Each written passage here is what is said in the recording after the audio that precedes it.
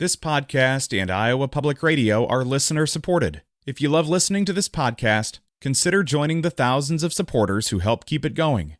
Donate now at ipr.org/donate.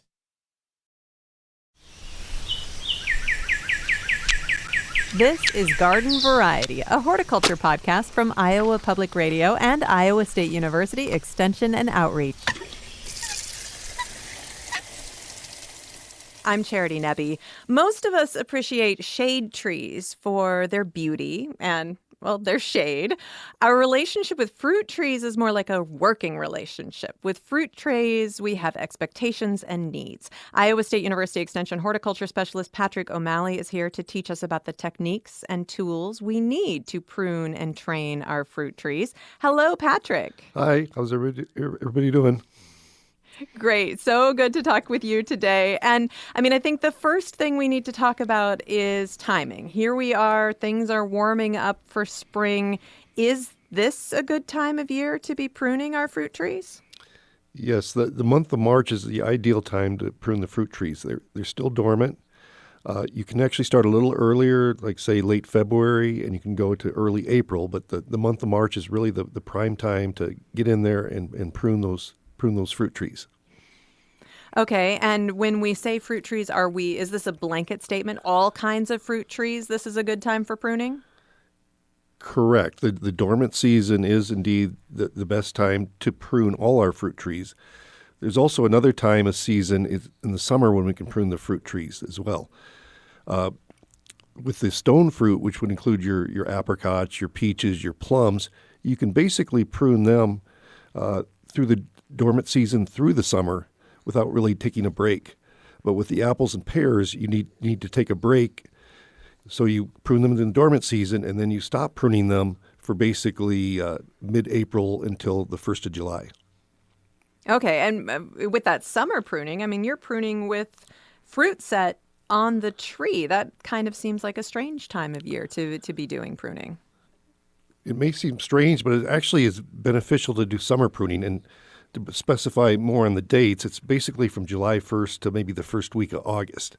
And what happens is when you prune then, the regrowth won't be as vigorous as when you prune this time of year. You should do both, but the fact that you don't get the regrowth from the summer pruning is very beneficial. All right. And Patrick, when you say we should do both, is this something that with fruit trees you feel needs to be done annually? Well, there's no law that says you have to do it. But should we be doing this annually instead of maybe ignoring it for a year or two and then trying to whip our tree into shape? Right. Well, that brings up the whole concept of fruit tree pruning and training is you're trying to maximize your crop on a year-to-year basis. So you don't want like a heavy crop one year and a short crop the next year. You want to consistently have a good crop each year, and that involves pruning. Okay, and that is something that if you don't pay attention to your fruit trees, you often have that boom-bust cycle. I will admit that I'm not great at getting out and pruning, but I will also often have a huge cherry crop one year and then absolutely nothing the year after. And you're telling me that I'm responsible for this problem, right? Yes, but at least you're not going to jail. No, that's true. So when you go out in the dormant season and you look at your fruit trees and you know that it's time to prune, Patrick told you this is an important thing to do. What are you looking for? You're trying to get rid of branches that are real vigorous, that are growing straight up. Some people call them water sprouts. But anything growing straight up, just cut that off and cut it off at the base. We don't like to do what we call stub cutting, where you just cut in the middle of a branch. You want to cut back to the point of origin or where another branch is coming out. You also want to go for anything that's growing straight down. You want to cut that out. You also want to cut anything that's growing inward on the tree. You want all branches and shoots to grow outward. So the key... Okay. Yeah. And then why is that important? Because what you're selecting for is more of the horizontal growth, because that's going to be less vigorous and that's going to put on the fruit buds that's going to eventually get you the fruit itself. Okay, and so you're maximizing fruit production, but also it sounds like you're also maximizing your ability to reach the fruit. You're making it accessible when fruit set does occur. Yeah, that's another technique is you can actually try to shorten your tree by pruning back to taking out some of the major wood, like over a course of like 3 or 4 year period. If you want to, say you've got a tree that's say 20 feet tall, you can lower that down to say 10 feet. Okay, Well, and that makes it a lot easy to pick whatever it is that you're picking. In the summer pruning, what are you looking for? The same things?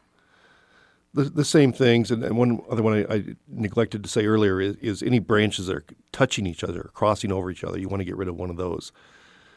But in the summer pruning, yes, you're going especially for the really upright stuff, because sometimes you do the dormant pruning, you cut one of these really upright shoots, and then you'll find 2 or 3 are growing right where you cut it. And so you can come in the summer and take those out. And in the summer, it's also got the advantage where sometimes you can leave the pruners in your holster, and instead you can take this really upright shoot and just yank on it with your hand, and you'll pull off a little bit of bark, and that'll stop the regrowth from happening. Huh. Interesting.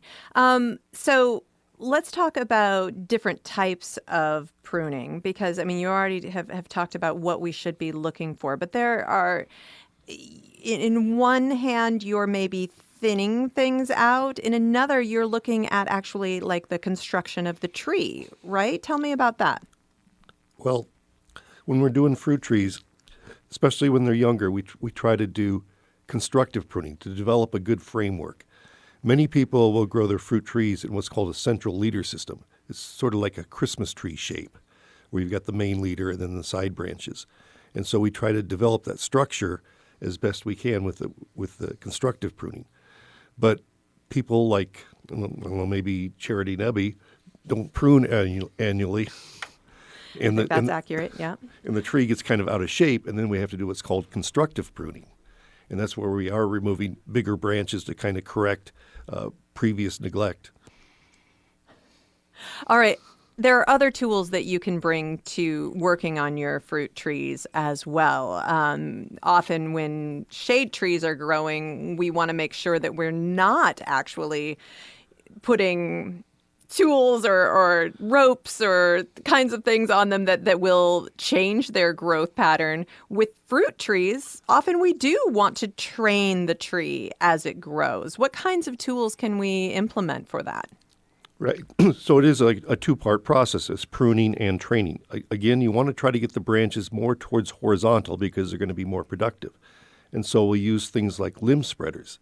Limb spreaders are pieces, usually pieces of wood. They can be plastic that you insert between the main trunk and one of the branches, and you are able to pull one of the branches down and insert this, and it will keep that branch at that lower angle there, or more towards the horizontal with the limb spreader.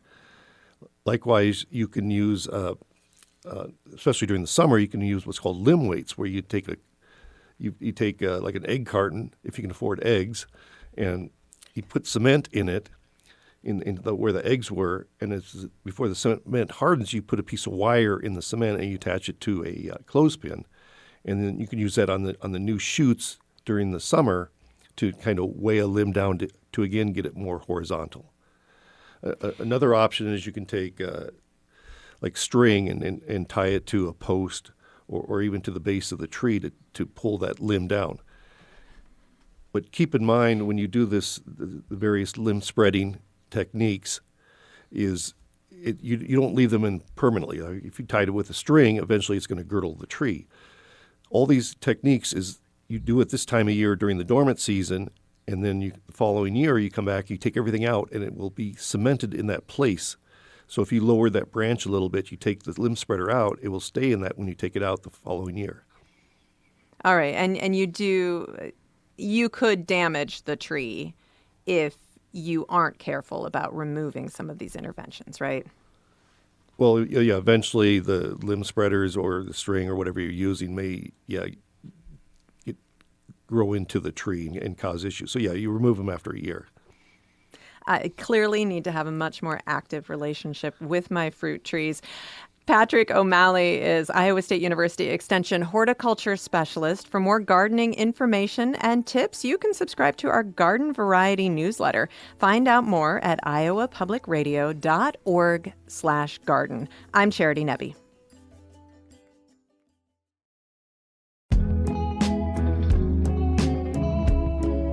Curious what's happening here in Iowa? Wondering what's going on in the rest of the world? Feed your curiosity with Iowa Public Radio. Every day, you can expect to hear something unexpected. Whether it's a new song or a new perspective, a topic of interest, or an interesting person. Iowa Public Radio. News, music, and culture for the curious.